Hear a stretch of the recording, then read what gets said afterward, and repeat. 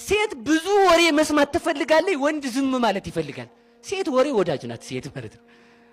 ባልየው ስራ ውሎ ደክሞ ገብቶ ጉብ ካለ ሰውዬ የት አምሽተህ ነው ማለቱ አይቀርም። ሴትየዋ አውራኝ ነው። ይህ ሴት ጸባይ በደንብ ገብተህ እንዴት ነው አልሽው እንዴት ነው ማለት አለብህ። ያለዚያ ዝም ካልክ ሰውዬ ምን ለማለት ፈልጎ ነው ከፍቶታል። እና እንደዛ ማለቷ ስለማይቀር በደንብ ማጥናት ማለት ነው።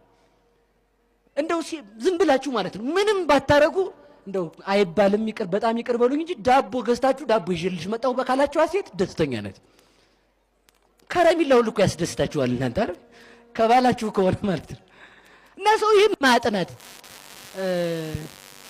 ይሰማል።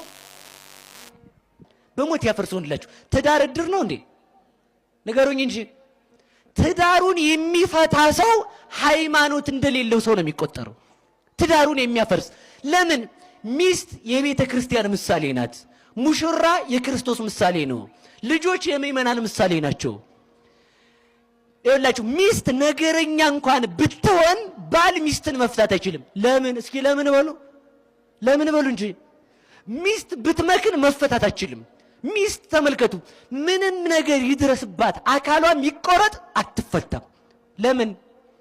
ተመልከቱ ሚስቱን የሚፈታ ሰው ኃያሉ መልከኛው መለኮት መልክ ከሌለው ስጋ ጋር ከተዋሃደ በኋላ የተዋሃደው ስጋ ደካማ ስለሆነ ስጋን ፈቶታል ማለት የተዋሃደውን ስጋ ተለይቶታል ብሎ እንደካደ ነው የሚቆጠርበት።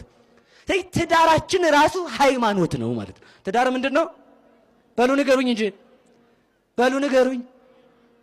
ትዳር ምንድነው? እለች ሚስት ማንን ትመስላለች? በሉ ቤተ ክርስቲያንን በሉ እንጂ ምንም ደካማ ብትሆን ነገረኛም ብትሆን ያችን ሚስትን ታግሶ መኖር ያስፈልጋል። ለምን? ቤተ ክርስቲያንን ነው የምትመስለው። ባል ደግሞ ማንን ይመስላል? ክርስቶስን።